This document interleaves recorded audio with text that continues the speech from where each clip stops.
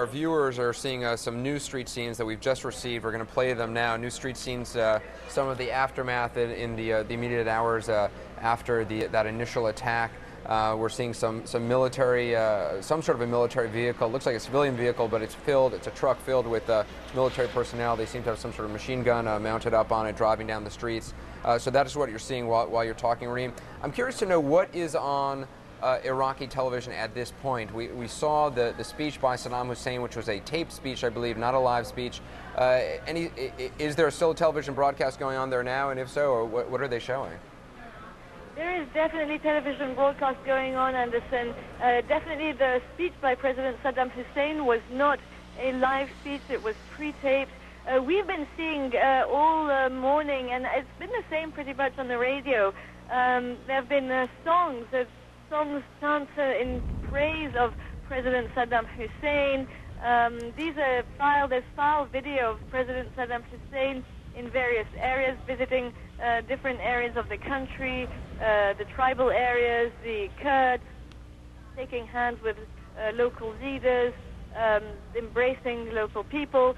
This is file video that we're shown on a regular basis on Iraqi TV, but of course now this has been put on non-stop on Iraqi TV since the morning.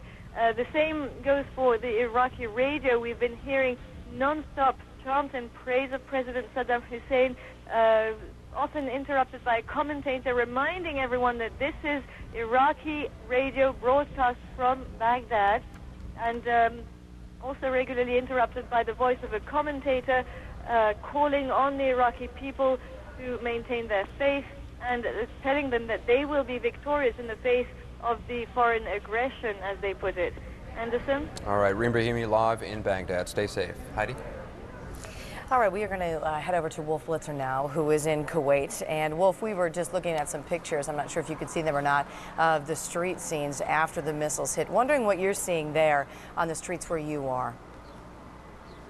Relatively normal here in Kuwait City. There's traffic, it's bustling. There's obviously deep concern. Kuwaitis are very nervous about what might happen, but by and large they're pretty confident that the U.S. military, which has an enormous presence here in Kuwait, is going to protect the Kuwaitis from any kind of Iraqi retaliation.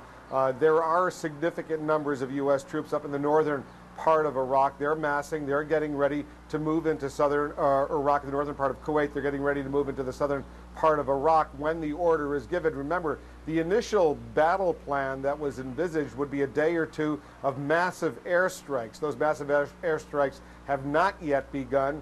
There was a limited cruise missile attack, as you know, against this limited target in and around Baghdad. The massive airstrike has not begun, and it was only going to result after a day or two or three, perhaps, with the start of a U.S. military, a ground force operation into Iraq. So the troops, by and large, more than 150,000 U.S. troops in Kuwait, another 30 or 40,000 British troops in Kuwait. They're standing by. They're getting ready to move. But at some point when the order is given. On the streets of Kuwait, Kuwaitis are just watching TV. They're watching what people all over the world are watching. They were seen earlier tonight, this morning here actually in Kuwait, watching television as Saddam Hussein's taped address to the Iraqi people was broadcast on Iraqi television. And they watched him issue his defiant statement to the President of the United States, George W. Bush.